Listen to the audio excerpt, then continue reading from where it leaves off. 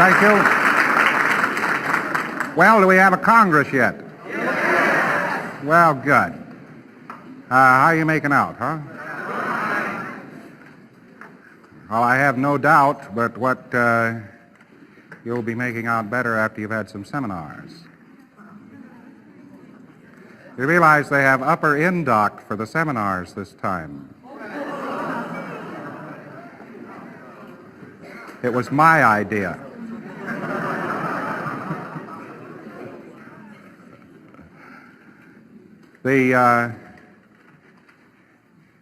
Just as an aside here, there is no real reason why we might not someday, in some far distant future, develop a group clearing technique. It's possible, not very probable, but possible.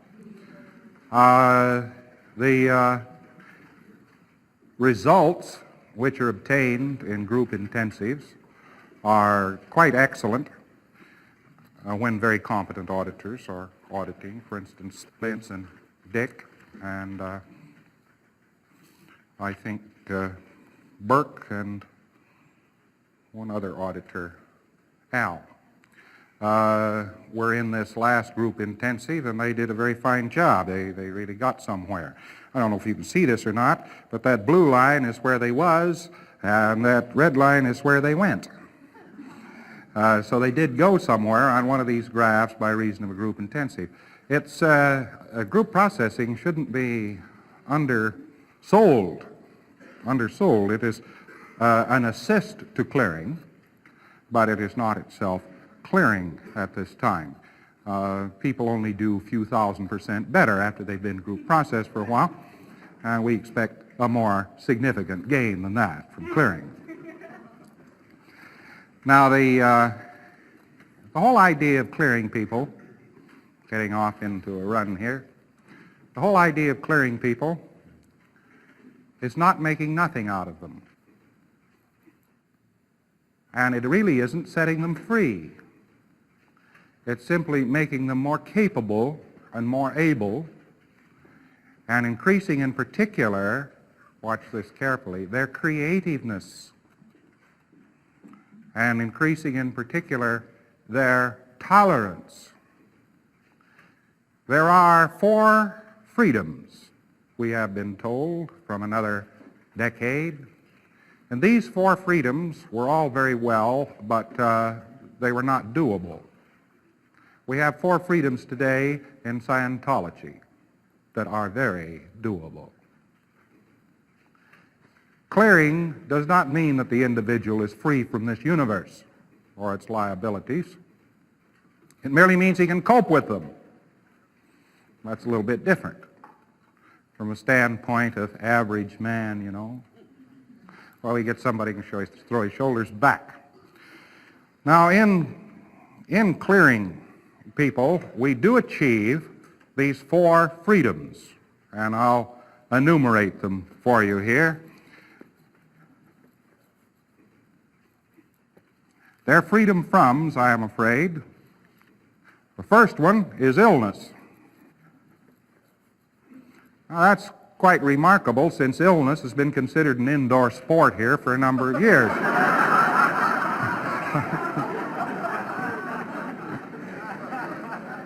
If you can't do anything else to get attention from somebody or to get out of something, you can always get sick. But medical science has been ending this rather rapidly. As a matter of fact, even Dianetics put a large dent into it. 70% of man's ills were psychosomatic. And a good auditor, auditing out the right engrams, got people well. Well, people who are clear don't get sick as often. That doesn't mean that you probably inject them with a tremendous number of bacteria, one kind or another, and the body would get sick, but the person wouldn't. I've had more clears say to me this. They say this to me.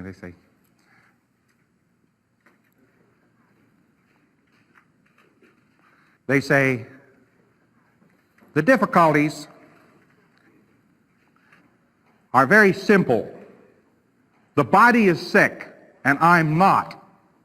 I say, how do you feel? Fellows going around,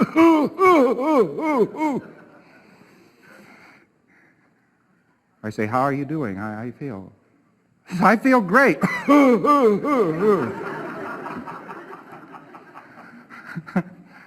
I say, what's the matter? What's the matter? Well, the body has got a touch of flu or something, and I feel fine, but so on. Now, this means that bodies continue to be subject to such things as trains running into them, and bacteria poured into them from the unwashed spoons of the cafe, and such things. But to this illness is not added the perpetuation of the person himself. See, he doesn't perpetuate the psychosomatic aspect. All illness has a psychosomatic aspect. I believe that in operating Thetan at that level, you would be able to take a body and smash it up against the wall, and it would bounce down in good shape, and it would be in perfect condition. But that is a higher condition. We have not experienced that condition, and we're talking about clearing. I remind you, we're not talking about anything that we don't know about. I can only tell you what happens. Now, funny thing about it is you clear somebody, and for about 2-3 months after that, the body tries to get used to not having to be sick. And the guy goes around and he starts shelving this and shelving that, and one day he gets up in the morning and all of a sudden the pneumonia he had 10 years ago goes, and he's perfectly all right. But the body goes through a period of readjustment there for about, I don't know exactly what the period is on the average, but as reported, it's about 90 days. After the person himself is clear, then the body starts clearing. See, all by itself. And I'm talking now the body is clearing physiological aspects. It's straightening itself up physiologically, not mental physiologically. See? I don't know then whether or not it would be an immediate truth to say that the physical universe, oh boy, am I telling you a lie now. I don't know if it would be true that the physical universe around the person would start to straighten up too. I can only tell you that very aberrated people have very aberrated machinery. Their machinery breaks down. You get the famous case that we always speak about, Joe Blow. You give Joe Blow a brand new car, perfect condition. It has been adjusted within an inch of its nameplate on all factors and facets. He gets in the car, starter, the battery runs down. Batteries never run down before on any new car that just came out of the plant, but it ran down then. And he runs it for a few miles, and all of a sudden it's developed torsion steering.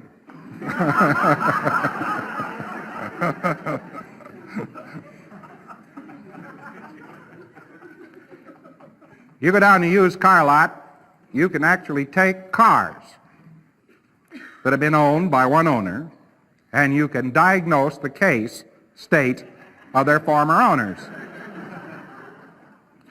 Now, in some underprivileged countries in the world that have been very badly beaten around, it is as much as your life's worth to leave a piece of machinery lying around for anybody to get at, because it'll go poof.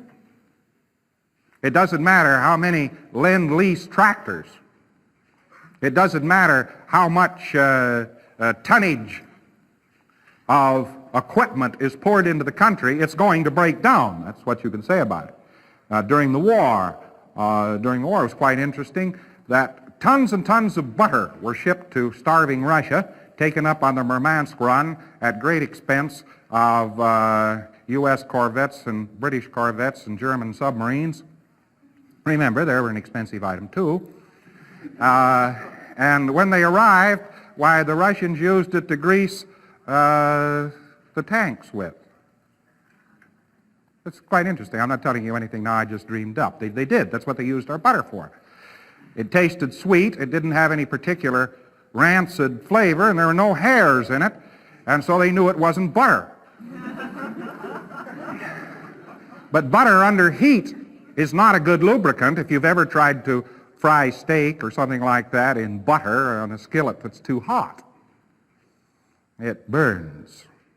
And so did the tanks. So it isn't exactly a mental aura we're talking about. You know, they actually do odd things. And one of the characteristics of aberration is to misuse equipment. You use a fork not to eat with or turn things in the frying pan with, but to hold the door open with. And you go around some places, you'll find out that the equipment in the place is all misused one way or the other. Shoes are stored in the ice box and all kinds of things are occurring. But this is what you see in an underprivileged country that is rather aberrated on the average. That's what you see. But I'm not just talking about that when I talk about area of influence of a person. I'm actually talking about an esoteric, exotic, incomprehensible, not measurable sphere of calm that can surround somebody, or a sphere of confusion that can surround somebody that actually affects the environment. I'm sure you've had a person who have come to see you. You've had other people come to see you and everything was okay. When you put the dinner on the table and they sat down and everything, why, dinner got eaten and everybody got up after, you know, and the dishes moved up. You had a nice evening, you know, nice dinner. And this person that we're discussing, however, comes to dinner. Now, they didn't even go near the stove, but for the first time in months, the rice boiled over, the soup burned, the best crockery fell on the floor. They weren't even near the kitchen. And they sit down to the table, you know, and half the things are missing, or there's too many of them, and they don't hit the plates, they hit the tablecloth, you get the idea. And halfway through dinner, there's a tremendous emergency that requires that you not finish dinner. There's just things go wrong. The one thing we could say about these people, things go wrong. And it doesn't physically, evidently, take anything to make them go wrong. They just do.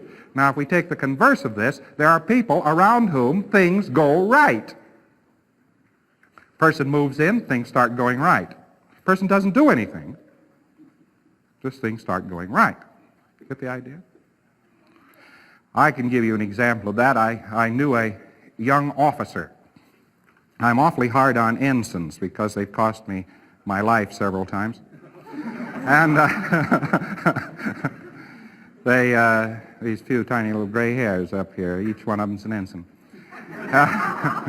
Failing to put ammunition aboard, failing to put the charts aboard, you know, that sort of thing. Telling the crew they could all have liberty 1 hour before sailing, you know, this sort of thing.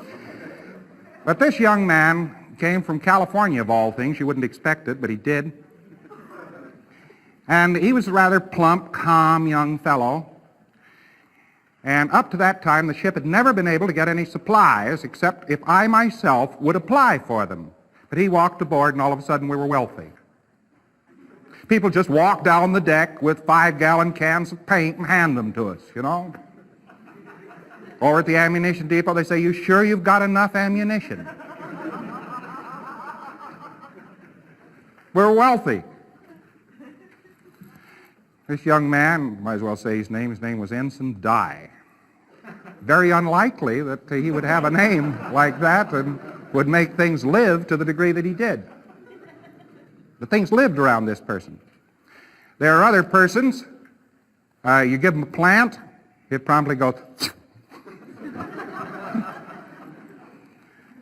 You give somebody else a plant, it goes, and you say, "Good God, let's get rid of that before it fills the room."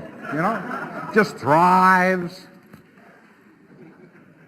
Now, when we're talking about those things, we're talking about sphere of influence, direct sphere of influence, not via mist.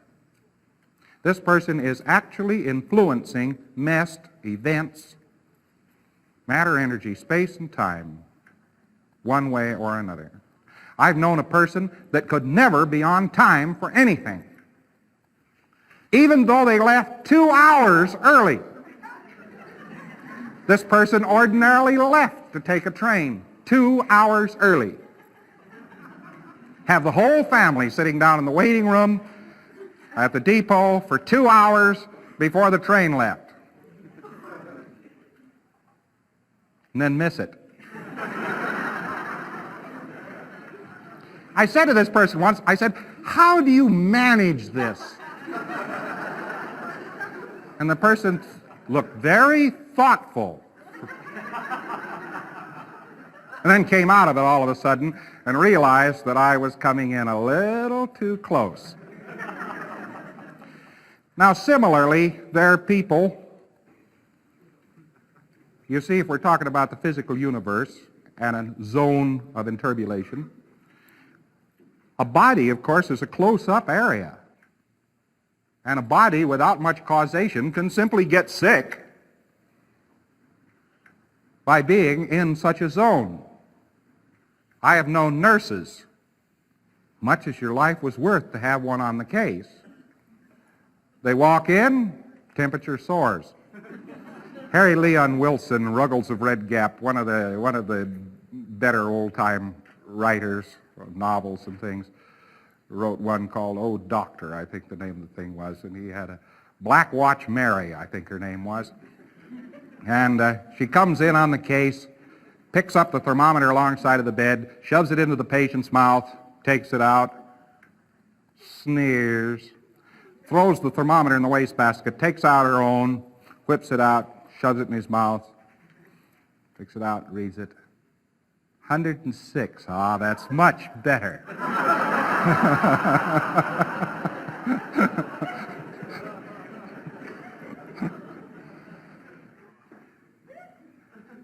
Now, freedom from illness would then not consist of a running away from illness. It would just be a matter of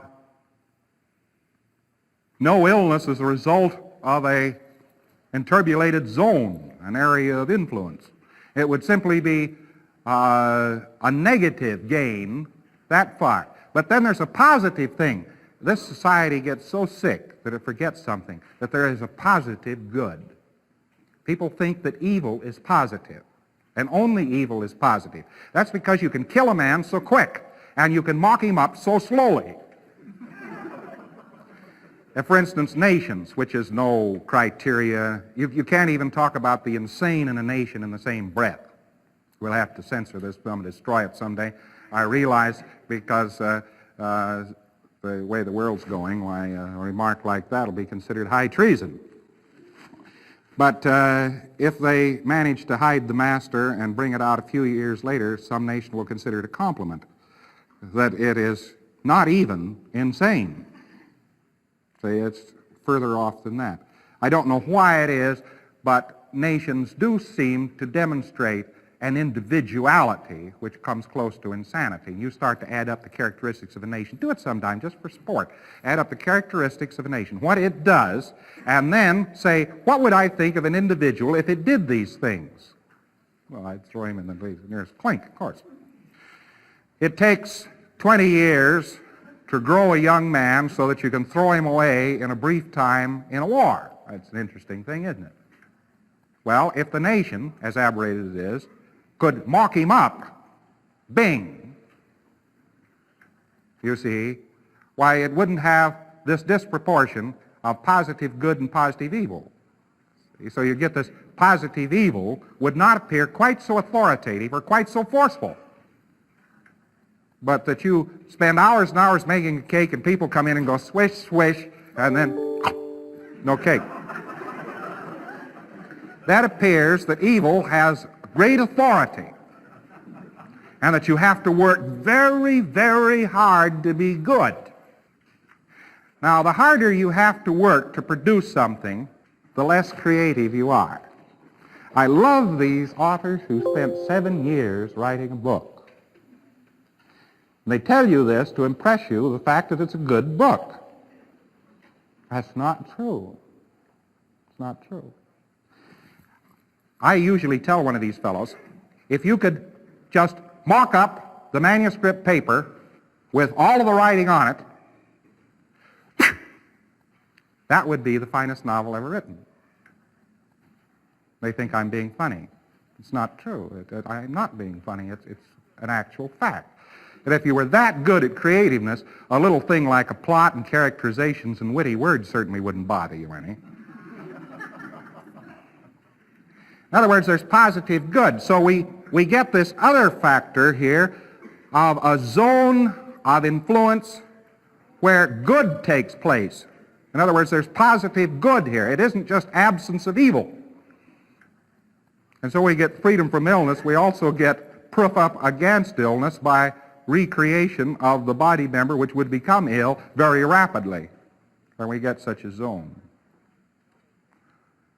You see, there's a double thing at work here, and the modern world has lost sight of the positive aspect of good. The next thing we put down just for the multitude, because any Thetan in his right mind doesn't mind a little bit of pain. It is, after all, a sensation. And if you don't believe this, run a little process on somebody sometime, sitting down and him say, I'll waste pain this way, waste pain that way, waste pain. All of a sudden, pain appears to be very valuable to him. You just have him go on a little bit further, have him run enforced pain for a little while, and you could, until he gets to agreeing with the society again, take his loose skin and pinch it very, very hard. And he would say, thanks. It's an interesting thing. But pain is defined a certain way, but if we define it this way, an undesirable sensation, then we have truth here in saying freedom from pain, which is freedom from an undesirable sensation. The next freedom that we could write down that Scientology would carry with it is ignorance. Ignorance contains, of course, a potential to know, doesn't it? We have the old first postulate idea. You had a native state in which Satan knows everything, and then he has to not know the whole lot of it so that he can know something. Then he has to know a whole bunch of particulars. See, here he is. He knows everything. He has a potentiality of total knowingness, and then he has to say, I not know all of these things. Then he comes down and he knows a whole bunch of particulars, and now again he not knows these particulars. This we term forgetting. And after he's got all of that suppressed, we get ignorance. Ignorance goes along with obsessive making nothing out of everything. If you don't believe this, talk someday to a stupid man. Stupid people are not dangerous to have around so much as unnecessary.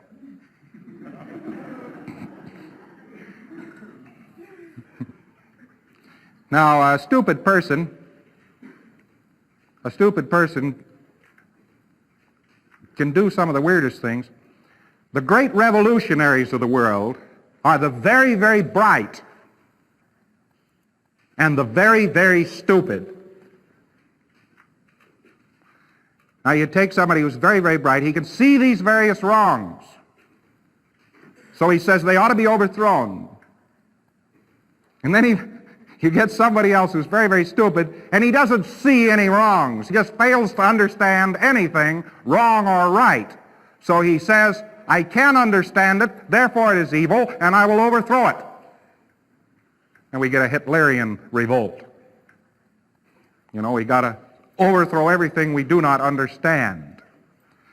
Well, this doesn't carry with it the potentiality of everything being understandable. Don't ever make that mistake. You know how people convince people they're ignorant? They take something which cannot be understood, and they say, you stupid jerk, why don't you understand this? Isaac Newton did this one time. He invented a thing called calculus. Now, people in colleges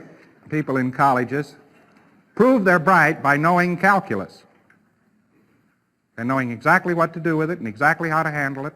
and everything about calculus and prove that other people are stupid because the other people say, this is interesting, but does it have any real use? Or can't it be done some other way? You get the idea. Now, calculus is not a really flagrant example. Let's go upstairs now into something that is drawing big pay from the government at every side. Let's take psychology. These people say, there is a subject here.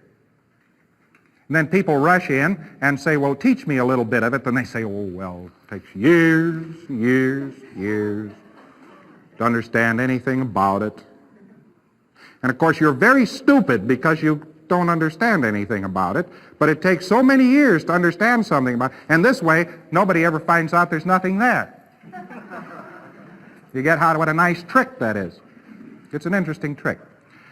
The first thing a science of mind should be able to do is to change minds. A science should have a control of an area. The science of physics certainly can change a lot of things within its zone. It expects to be effective. And when we say science, then we have some connotation of effectiveness. And I suppose there can be an esoteric science which is not effective at all and which doesn't treat of anything. But it would only be an honest one if it said so. Don't ever make the mistake of believing that you are ignorant simply because you do not understand a non-comprehensible. Because that's the oldest trick in the universe. When I'm talking about ignorance, I'm talking about a very mechanical thing. I'm talking about the fellow who refuses to know what he has already found out. Now, he's ignorant. He's stupid. This fellow already knows that he'll only get one body this lifetime. They're rationing them very thinly at this time. Have you noticed that? Very thin rations on bodies. You're supposed to make one last one whole lifetime. Well, this fellow knows this. He knows he isn't going to get another body, so he jumps into a car and goes tearing down the highway, drives on both sides of the roads, comes to a dangerous intersection, times it so as to cross it at the same time with a truck. Comes out of the hospital, jumps into a car, drives down the road, and times it so as to touch it at the same time as a truck. Comes out of the hospital, gets into a car, drives down the road, hits a dangerous intersection, and crosses at the same time as a truck. That fellow's stupid.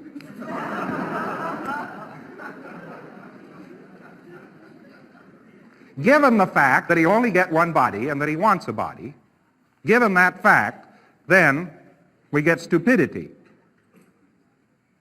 Now, of course, if he's merely after, if his goal essentially is the destruction of all bodies, all cars, and all trucks, then he's being a howling success. And in his own rights could be considered very intelligent. He knows how to make it intersect with a truck every time, and that takes some doing.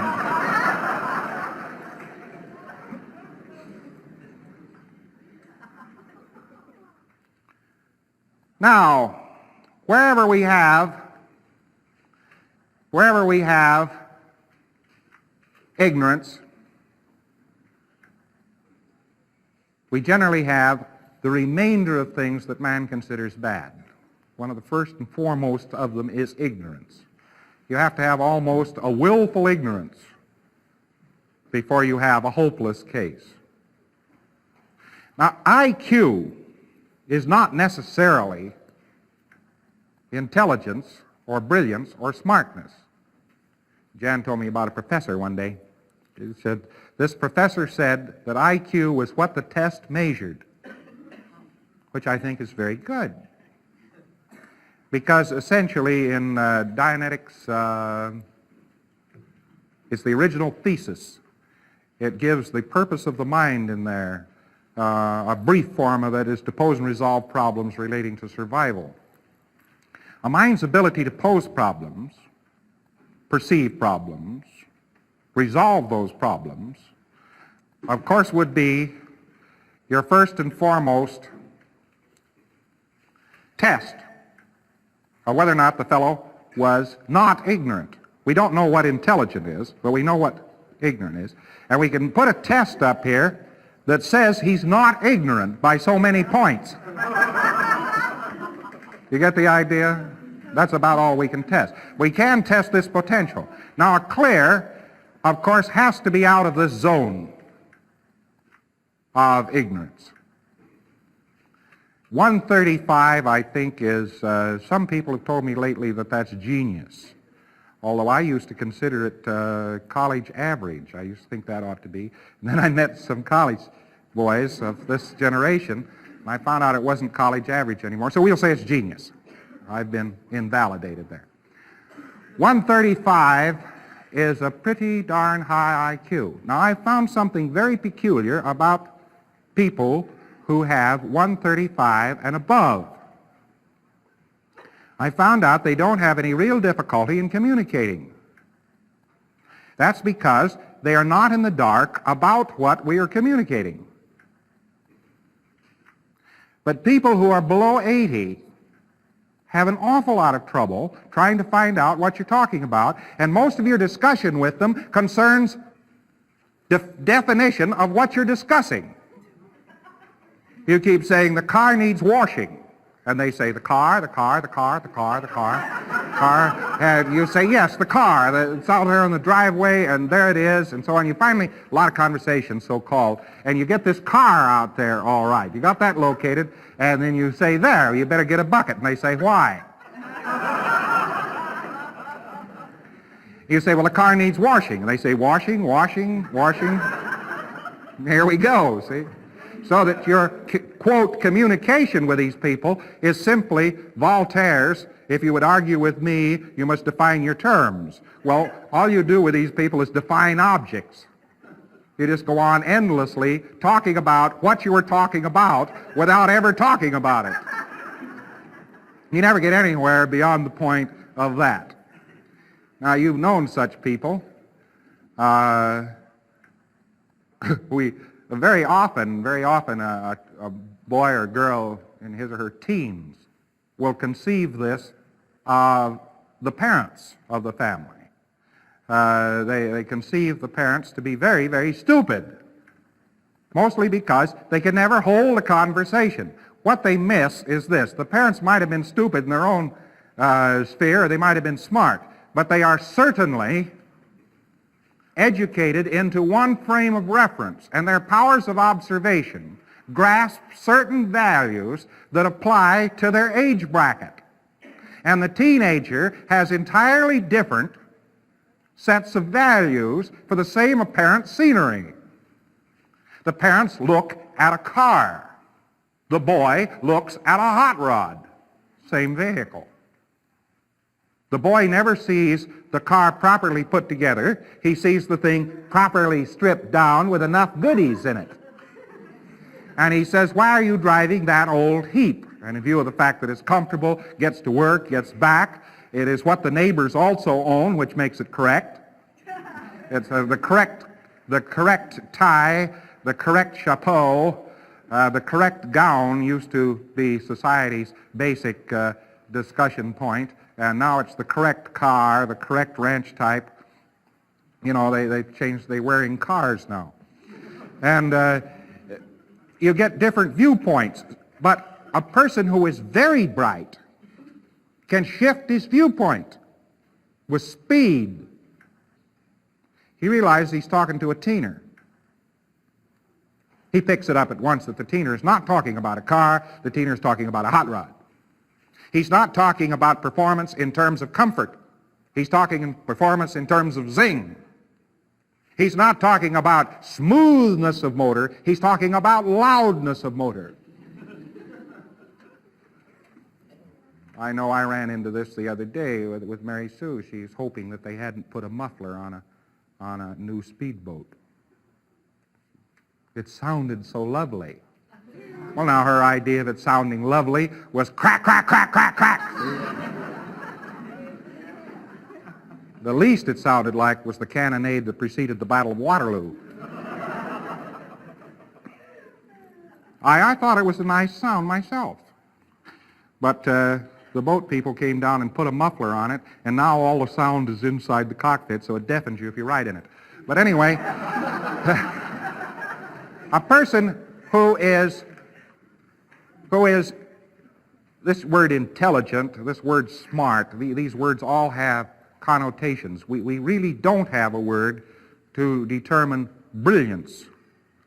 It's because it's not really defined. There haven't been enough bright people around for anybody to notice what brightness was. But it's a matter of being able to identify, this is one test of it, identify what's happening, what's going on, and what the objects are all about, and what they mean to the other fellow. Intelligence, then, isn't something, as a psychologist would have you believe, that is innately implanted here, just a 16th of a millimeter on the other side of the medulla oblongata. It doesn't apply to just the person. It's a second-party thing. In other words, it's the ability to know what the other fellow's thinking. You get the idea? And only in that way can intelligence be demonstrated or conversation or communication be held. You have to have some perception of what the rest of the world is all about. Well, this also then requires tolerance, requires perception, observation, requires an awful lot of things. A fellow has to be able to look and identify for himself and look and identify for the other fellow in order to communicate. That's just one factor of intelligence. It's not a first dynamic operation at all. It's a multiple dynamic operation. I suppose if a fellow was smart enough, he would know what the Supreme Being was thinking about. But of course, if he was that smart, he'd probably be excommunicated. Anyway, the whole area here of ignorance would also be able to embrace the idea that somebody could not identify, so that you would then not keep on saying, but it's a car. I'm talking about washing the car, the thing that's, you get the idea. I mean, he wouldn't be going downscale on a toboggan trying to communicate. And that's partially freedom from ignorance. Freedom also from the other fellow's ignorance. So he's stupid. So what? Here's a bucket of water and here's some wood. Haul and hew, fella. But of course the ignorant can't even draw water and chop wood. That's what's remarkable to me. I went out one time, a very, very stupid fellow that was hired in the woods to woods work. And he was hired because he would work, because he was stupid. At least this is what the foreman told me. And I went out to where he was working, and I found the tree behind him had more felling axe marks than the tree in front of him. And every time he lifted this axe, he hit something with it that he didn't intend. He was working there for a little while, and he finally came up to the house, and he said to me, have you got a beach umbrella? And I said, yes, I have a beach umbrella. He said, could I borrow it? I said, all right. He borrowed it, he took it out, lugged it out into the woods.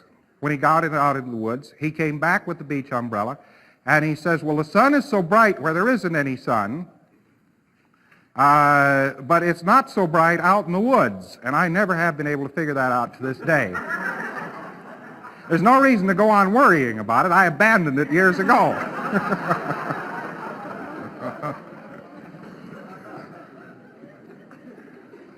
He made a little bit of chaos where I was concerned. I found out he had the rest of the crew on their ears.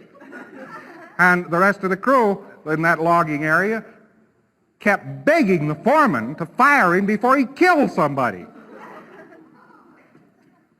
They'd tell him to light up the boiler in the morning, so he'd stuff it full of straw, and he'd stuff it full of straw, and he'd stuff it full of straw, and next thing you know, he had a small forest fire going. didn't light the boiler, he lit the forest. This was an interesting case. Now, we go a little bit further when we talk about clearing. We get another zone, which is very important. A person who is very bright in the determination that I've been talking about brightness, who's very bright, a person who is very, very intelligent, seems to make other people brighter. Now, that's an interesting fact. So that you're pretty good. You're pretty good, and you move in on this zone, this area, and there's some other people there, and these other people are all inturbulated about some horrible puzzle, and they can't seem to figure out which way you shift into low or something of the sort. You show up, you don't show them, but they shift into low. Ever notice anything like this? That's zone of influence in terms of brightness.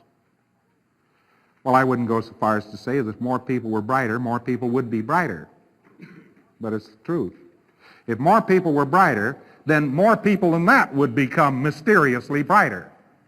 I knew one girl one time, she was married to a writer. He was a very, very brilliant writer, a tremendous boy.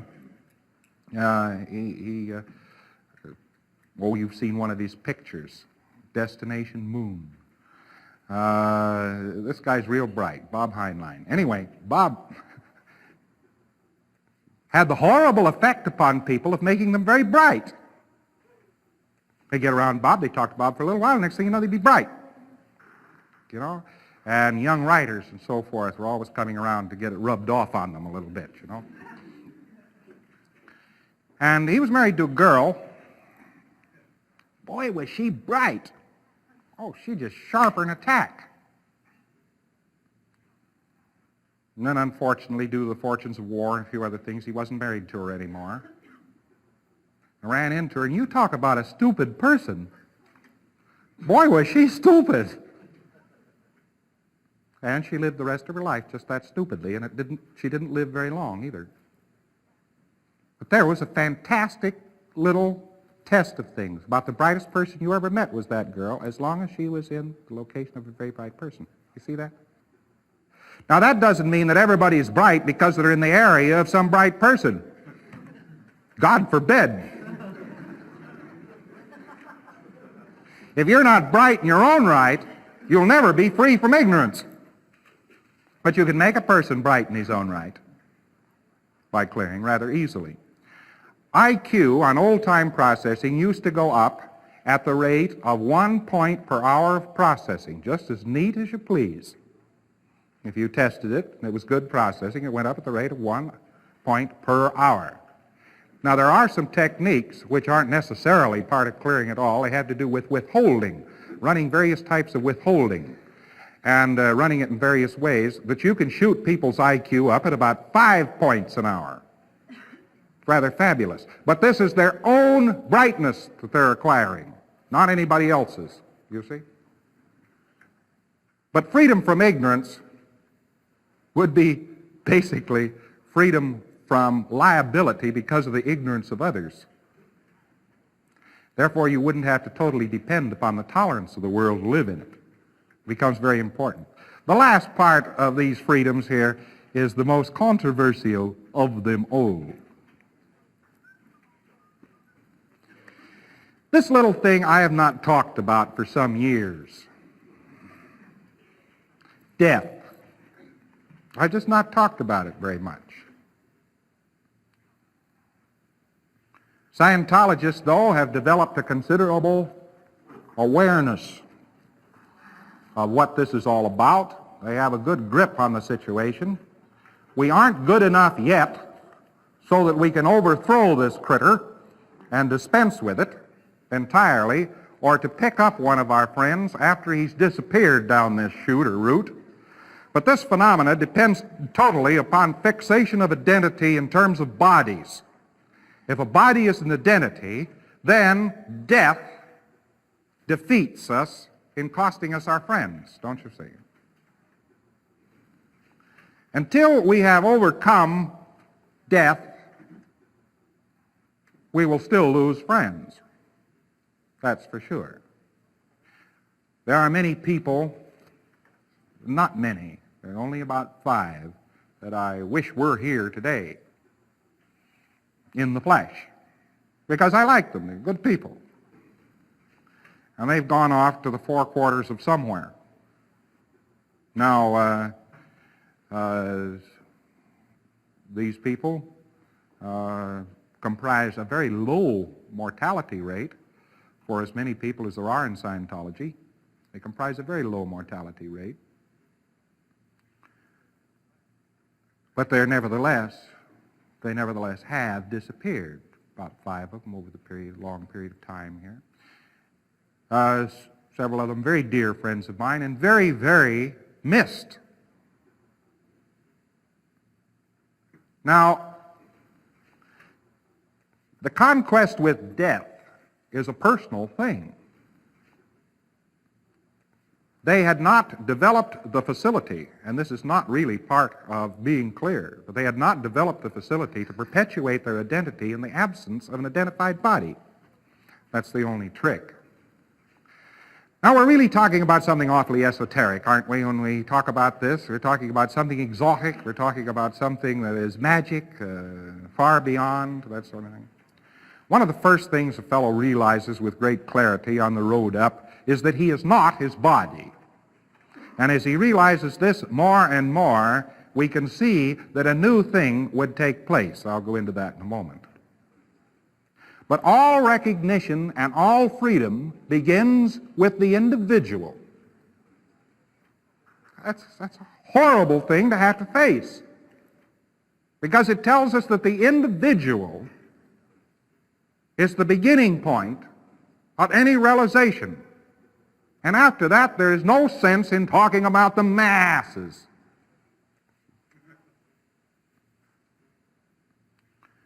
When people are really licked, they talk about the masses. When they are whipped, when they don't know where they're going or what they're doing, they talk about the masses. They talk about people. I don't know any people. I know a person. But I'll tell you this, that a person who fixates on the masses has failed to communicate somewhere along the line with one person, and ever afterwards is putting out a generalized communication, hoping it'll reach that person. He failed to communicate to Mama. Every time he said, "Mama, can I?" "Shut up." You know, some ladylike rebuttal. Later on, he decides that he's going to communicate to the masses. Why? He hopes in some circuitous fashion that the communication on a via will get around and get to the old lady after all. You got that? You'll find that people who are fixated on the masses cannot talk to the individual. Now, you want to watch one of these boys, you want to watch yourself, because you become a dangerous person when this happens to you.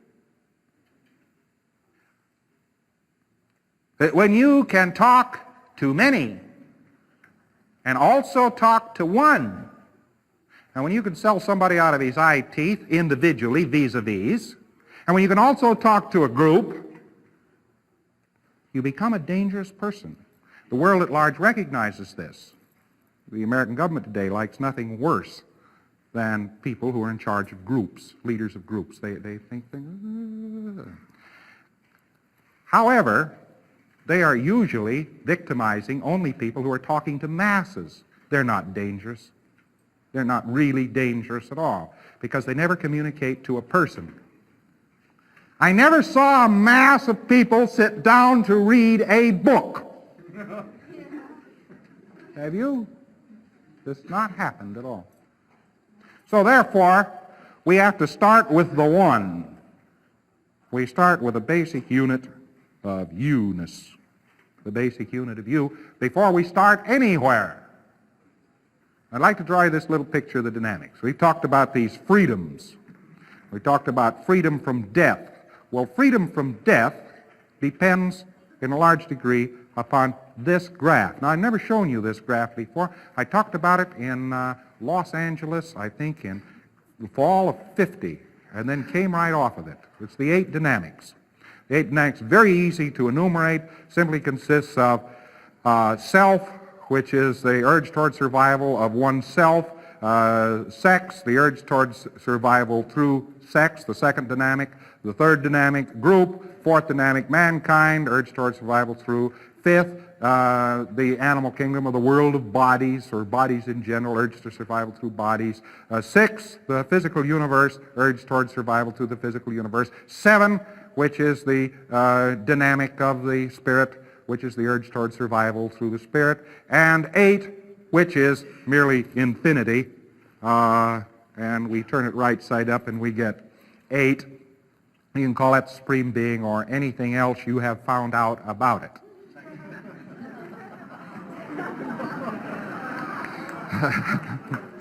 Now, here's a peculiarity on these 8 dynamics. They're a matter of reach. They're a matter of sphere of influence. They're a matter of reach. Here is the first dynamic. A person who would only be on the first dynamic would have this area of reach of merely self. But don't think that's a bad thing. You've been educated, some of you, to believe that thought of self and awareness of self and all that sort of thing is a very bad thing. You should think of the other fellow, never of you, and that sort of thing. Now we're talking about below the line. Now let's go on up here rapidly. Here's your second dynamic, third dynamic, fourth dynamic, fifth dynamic, sixth dynamic, seventh dynamic, and out here, of course, is your eighth. Now, this is very fascinating. Your first dynamic here has to be real. Now, up above this line, this is a matter of reach, don't you see? We're talking about reach. We're talking about how far an individual can go, not necessarily in terms of space, but how far his influence exists. And we talk about this first dynamic, we say, well, he can influence himself pretty well. What we probably mean body and so forth. Out here be your second dynamic. Well, what about the second dynamic? Well, he could control that pretty good. He'd really be something. The third dynamic up here, the handling of groups, this becomes a little more rare, but can be done. That is handling a number of first dynamics. We get up here to fourth, we're merely talking about handling that species to which he belongs. If we were talking about the fourth dynamic of cockroaches, we'd be talking about all the cockroaches that are in this universe. We happen to be talking about physical bodies of human beings, so we're not talking about cockroaches. Now this fourth dynamic merely means body of the species. Fifth dynamic would be all life forms. That's your combination of life plus material objects making body forms. And this would be trees and grass and all the rest of that. All right, there's your command there. And your sixth dynamic would be the physical universe. And here's your seventh dynamic. It would be all of the spiritual world on this last circle. And then outside that you've got an infinity. And you've got 2, 3, 4, 5, 6, 7, 8, minus. We've also got a -1. Where does the average person sit in this community or this society today? You don't think for a moment he's totally aware of himself, do you? If he did, he would be able to influence his whole history and everything else. He'd be a natural clear. And there aren't very darn many of them. His zone of influence and so forth, just around himself, he would become so darn notable that just, whoa, gee, you know. So people are at least at -1. You know, well, I don't amount to much. I'm nobody. You know how it is. Erase. I know I won the trophy, but I slipped, you know. Negation of self. All right, now let's walk downhill here, and we see -2. Well, this individual is inhibited sexually. That's enough to put him on a -2. That's enough. He read Freud once. Finish. minus third. He thinks of groups as masses, not as firsts. He knows what a group is. It's a mass. That's the way you define it. But how about this fellow at minus 4 who is talking about mankind? A little boy runs up to him and says, "Daddy, can I have a nickel?" "Joe, you little brat. Mankind has got to be saved." Get away from here. Get the idea. He's not upstairs on any of these dynamics above him, but mankind. This is a weird deal. Get thinking this over. He's just going on an avoidance. The further we go south, the more he's avoiding the things just north of him, you see. These things up here to the north from the south are beyond his ken. And as he goes down here to minus 6, nuclear physicist, he never looks at it, but he says, "There's something in it. I know there's something in it. If I combine enough stuff this way, and move like this way, and move like this way, if I talk to the side, it'll go boom! And there will be no fifth, no fourth, no third, no second. Whee! So we actually have your divisions here of constructive and destructive. A person who's in very good shape can construct and destroy. But persons who can only destroy are certainly below this line, and persons who can construct, and gradually as we go up we get them also destroy too, but they can do this at analytical choice, are above this line. And we get then negative dynamics, and this is the way they are laid out. And where do people normally exist on these negative dynamics? It's very interesting, but they're somewhere around there. Antisocial. You have to get somebody up the line up here. At least get him sexually inhibited. Freud undoubtedly improved the whole society. You have to get enough of him there so he can make nothing out of it before he can find himself. Judgment, which is an OT subject, which we'll be talking about in the next ACC, actually consists of, I've been searching for years for what judgment is how many and what side dynamics does a person compute on instantly? That's judgment. If an individual computes on the first dynamic only, he's got more judgment than most people. Now, if he can compute when he thinks of a solution to an automobile accident or something like that, he thinks in terms of 1, 2, 3, 4. You know, and that's his solution. It embraces that many positive dynamics.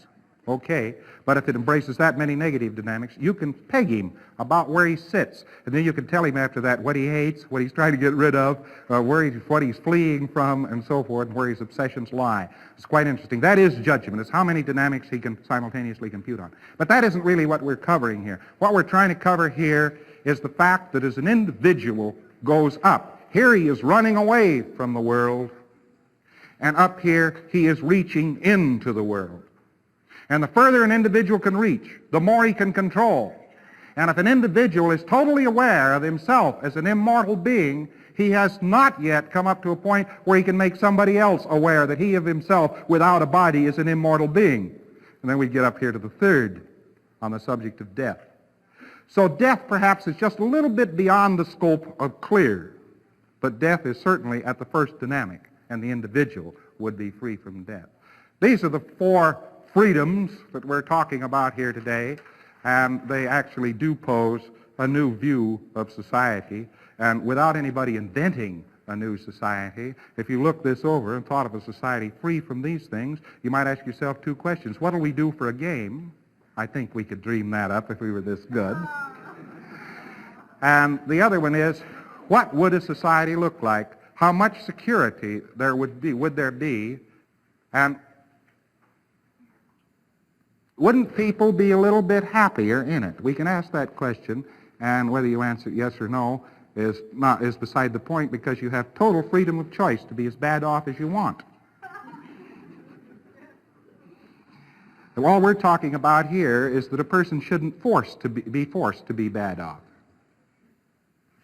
Now, therefore, the gate opens, and the gate opens certainly on these things, and many, many more that we wouldn't really be able to embrace in a very fast rundown. The next lectures that I'm going to give you are going to immediately concern the techniques, how you bring an auditor up to being able to run techniques, and the techniques themselves with their present-day auditing commands, which do make clear. And I hope that you appreciate the information. It has some slight value. Thank you.